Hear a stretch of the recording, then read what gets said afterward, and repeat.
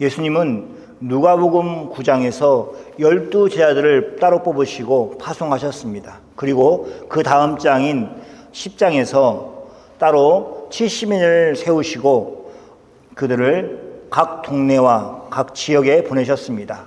두 사건은 연속해서 일어난 일입니다. 그렇게 기록하였습니다. 첫 번째는 12제자들을 보내신 것이고 오늘 본문을 보면 70인을 따로 세워서 파송하신 사건이었습니다. 다른 것은 그 숫자가 더 많아졌다는 것입니다. 그리고 단순히 숫자가 늘어난 것을 말하는 것이 아니라 다른 것도 얘기하고 있습니다. 예수님이 12제자를 보내시면서 하나님 나라를 전파하게 하셨을 때에 각 마을에 보내셨던 것입니다. 그런데 70인을 보내면서 각 동네와 마을이나 마찬가지죠. 그리고 각 지역에 사람을 보내셨습니다. 더 넓은 지역에 사람을 보내신 것입니다. 그들의 사역의 범위가 마을 단위가 아니라 그 지역에까지도 확장되었다는 것을 보여주고 있습니다. 성경은 이렇게 예수님께서 연이어 제자들을 파송하셨다는 모습을 그리고 있습니다. 누가는 왜 이 장면들을 연이어 기록하였습니까? 우리는 그것을 바르게 읽을 수 있어야 합니다.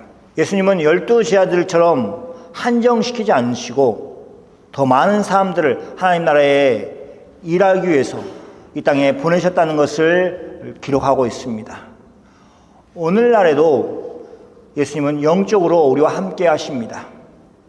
예수님을 따르기로 고백하였던 사람들을 세우시고 하나님이 원하시는 곳에 그들을 보내시는 일을 계속하고 계십니다.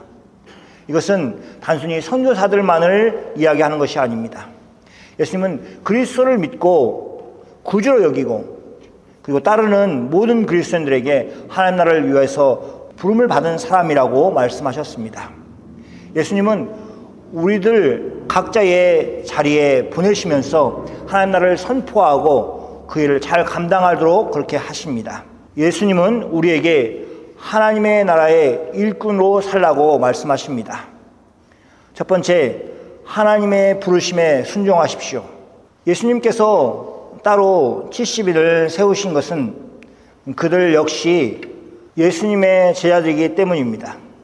12제자만 따로 있는 것이 아니라 이미 예수님은 복음을 전하시고 그래서 70인을 따로 세우실 만큼의 따르는 많은 사람들을 두고 계셨습니다. 그런 예수님이 12제자들을 파송하실 때에 그 모습을 지켜본 사람들이었을 것입니다. 그러므로 자신들도 예수님을 섬기면서 예수님이 가시는 지역에 나아가서 복음을 전하면 좋겠다, 하나님 나라를 선포하면 좋겠다 하는 그 기대감이 있었을 것입니다. 예수님은 그들을 그리고 이번에는 다시 보내셨습니다. 따로 세우시고 그리고 일을 맡기셨습니다. 그 일 자체가 기쁨이었을 것입니다.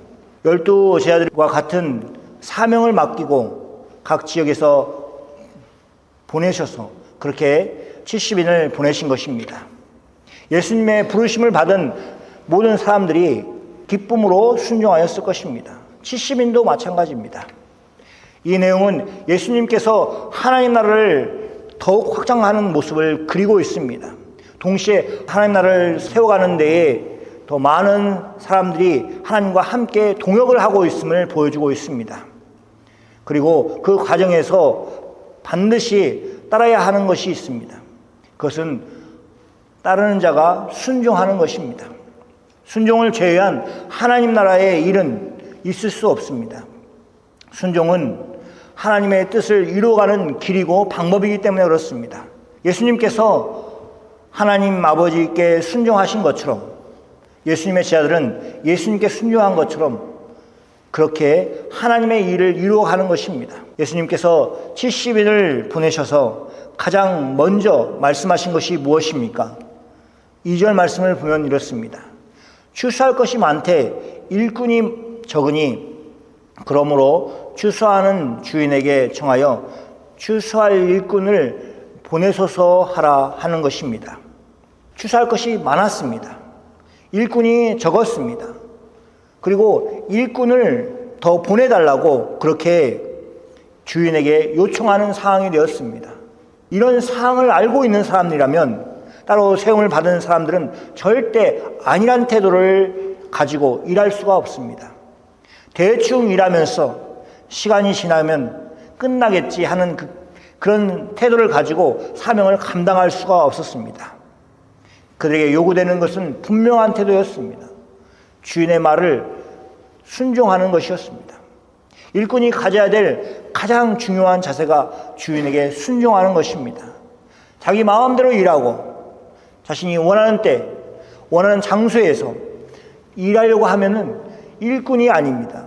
일꾼을 부르신 주인의 뜻에 따라서 주인이 원하는 시간에 또 원하는 장소에 맡겨진 일을 잘 감당하는 것이 순종하는 일꾼의 모습입니다. 그러므로 하나님의 나라의 일꾼은 더욱 주님의 말씀에 귀를 기울여야 됩니다. 그리고 순종하는 사람이 되어야 합니다. 예수님은 이제 12 제자들과 또 70인의 제자들을 넘어 수많은 사람들을 세우고 계십니다. 그리고 우리도 그 가운데 한 교회로 또 한 성도로 서 있습니다. 그렇다면 우리가 예수님께 보여드려야 하는 모습은 이것입니다. 바로 순종입니다. 우리 모두 예수님의 부르심에 순종하는 성도가 되어야 합니다. 하나님께서 맡기신 사명을 감당하며 살아가는 그 신앙의 자세를 가지고 있어야 할 것입니다. 두 번째는 하나님의 능력을 의지하십시다입니다. 예수님은 제자들을 보내면서 그들을 보내시는 것이 마치 어린 양을 이리 가운데 보내는 것과 같다고 말씀하셨습니다. 예수님께서 보실 때에 70인을 보면서 하신 생각이 이것입니다. 그들의 모습을 보니까 어린 양을 이리 가운데 보내는 것이었습니다. 어린 양과 이리는 많이 다릅니다. 어린 양이 이리를 상대할 힘이 없을 것입니다. 예수님은 제자들에게 보내실 때에 그들의 힘을 넘치고 능력이 넘치고 그런 상태가 아니라 어린 양과 같은 상황에서 그들을 보내신 것입니다. 우리는 쉽게 생각할 수 있습니다. 제자들 가운데 가장 유능한 사람들을 뽑아서 70인을 보내셨겠구나. 예수님이라면 저 많은 사람들 가운데 70인을 선택하는데 가장 유능하고 가장 체력이 되고 이런 사람들을 뽑으셔서 했겠구나. 그렇게 생각할 것입니다. 70인에 대한 정확한 모습을 성경이 기록하고 있지 않습니다. 우리는 예수님의 12제자들의 모습을 통해서 그들이 이렇겠구나 라고 유추할 수 있는 것입니다. 12제자를 생각해 보십시오. 사도 가운데 베드로를 생각할 수 있을 것입니다. 그는 어부였습니다. 갈릴리 출신이었습니다. 그리고 성경 곳곳에서 베드로의 그림을 그리는데 그것은 베드로가 자기 감정을 잘 다스리지 못하는 모습으로 묘사하고 있습니다. 그런 부족한 사람이 예수님의 제자가 되었고 사도가 되었습니다. 하나님의 일을 감당하는 사람이 되었습니다. 우리는 예수님의 12제자들을 가장 유능한 사람들을 세웠다고 볼 수가 없습니다. 그렇다면 예수님께서 나중에 70인을 따로 세우셨을 때에 유능한 사람들, 또 부유한 사람들, 체력이 되는 사람들, 그런 사람들만 뽑았다고 생각할 수 없습니다. 예수님은 부족한 사람들을 세우셔서 하나님 나라의 일을 각 지역에 선포하는 일을 맡기셨습니다. 그렇게 하신 이유가 무엇입니까? 그들이 유능하기 때문에 그런 것이 아닙니다. 하나님의 능력을 의지하며 사명을 감당할 사람들이었기 때문에 세우신 것입니다. 예수님께서 12제자를 보내실 때에 모든 귀신들을 제어하고 병을 고치는 능력과 권위를 주셨습니다. 이것을 생각해 보면 70인을 각 지역에 보내실 때에도 그렇게 하나님의 능력을 그들에게 주셨을 것입니다. 그 능력을 의지하고 사역을 하라는 것입니다. 자신을 의지하지 말고 또 준비하기 위해서 수고하지 말고 너는 하나님의 능력을 의지하라, 그렇게 말씀하신 것입니다. 4절 말씀이 그것을 보여주고 있습니다. 전대나 배낭이나 신발을 가지지 말고 이렇게 말씀하셨습니다. 제자들이 의지할 것은 전대나 배낭이나 신발이 아니었습니다. 물질적인 준비가 아니었습니다. 물론 여행을 할 때에 이 물질적인 것이 잘 준비되고 그것을 준비하면 안전되겠죠. 그 중요합니다. 우리는 인생을 하나의 여정으로 비유합니다. 여행을 떠나는 것이라고 비유합니다. 인생을 살면서 물질이 잘 준비되어 있는 것이 얼마나 중요한지 우리는 잘 알면서 압니다. 그리고 그런 삶이 안정된 삶입니다. 꼭 필요한 것입니다. 그러나 그것을 준비하는 것이 하나님의 능력을 의지하는 것보다 앞선다면 경계해야 됩니다. 어리석은 부자를 예수님이 비유로 말씀하셨습니다. 부자가 열애에 쓸 것이 준비되었다고 스스로 생각하고 평안하다라고 생각하였을 때, 그때가 그가 가지고 있는 것에 대해서 충분하다고 믿었을 때에 그때가 가장 위험한 순간이라고 예수님이 비유로 말씀하셨습니다. 하나님의 능력 없이 내 힘으로 살 수 있지 라고 생각하는 그것이 가장 위험한 순간입니다. 여러분, 자신의 부족함과 연약함을 뼈저리게 느끼시는 것이 복된 삶인 것을 기억하십시오. 영적으로 갈급하고 배가 고픈 상태가 되어서 예수님의 생수, 생명의 생수를 거기에 나아가서 갈증을 해결할 수 있는 사람, 또 배고픔을 해결할 수 있는 그런 삶이 복된 삶입니다. 하나님의 능력을 온전히 의지하는 사람이 하나님의 능력을 경험할 수 있습니다. 하나님의 능력을 의지하지 않는 사람에게 하나님이 역사할 리가 없습니다. 하나님의 능력을 의지하고 살아가지고 하나님의 능력을 날마다 경험하는 모든 사람들이 되시기를 축복합니다. 세 번째, 구원의 은혜를 기쁨으로 삼다입니다. 예수님께서 각 지역으로 보낸 70인이 하나님 나라를 선포하고 다시 예수님께 돌아왔습니다. 성경은 그들이 기뻐하면서 돌아왔다고 기록하고 있습니다. 그들은 예수님께 돌아와서 자신들이 행하였던 일들을 보고하였습니다. 그러면서 예수님께서 주신 능력을 사용하였다고 말하였습니다. 그들은 예수님의 이름으로 귀신들도 자신들에게 항복하였다고 말하였습니다. 기쁨으로 얘기하였습니다. 자들은 이번 전도 여행에서 예수님의 이름으로 귀신을 몰아낼 수 있었던 것이 뿐만 아니라 그들이 항복하는 것을 경험하였습니다.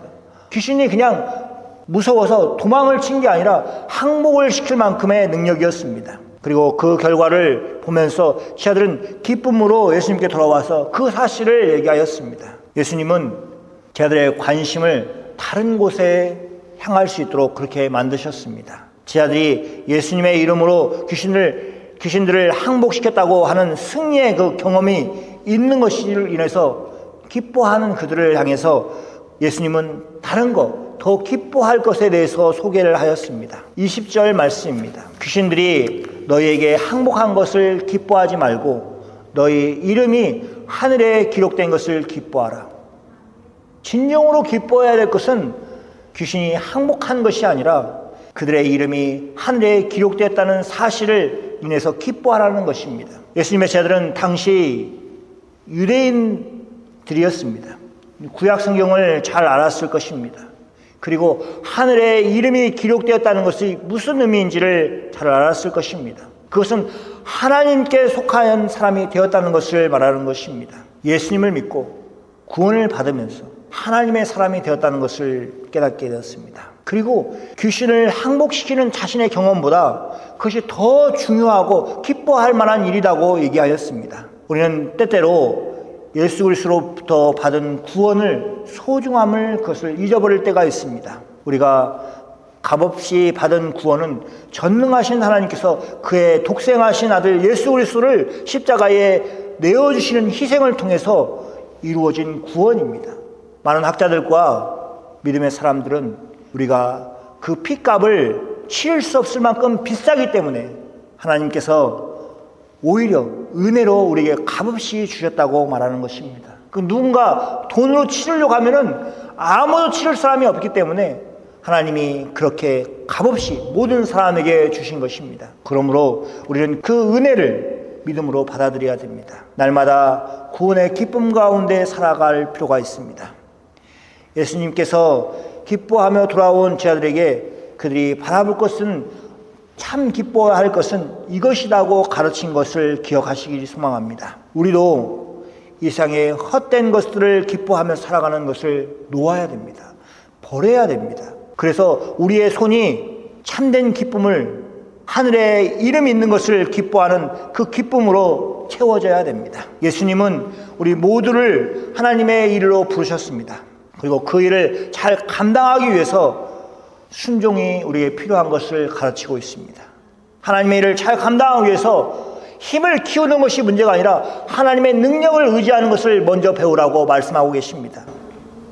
예수님께서 제 아들에게 너의 이름이 하늘에 기록되었다고 말씀하셨습니다. 제 아들이 꼭 알고 그걸 기뻐할 것이 그것이라고 얘기하였습니다. 부활하신 예수님께서 마지막 날에 우리를 영원한 하나님의 나라로 인도하실 것입니다. 그 말씀을 믿고 하나님 나라의 일꾼으로 살아가시는 모든 분이 되시기를 축복합니다. 아멘.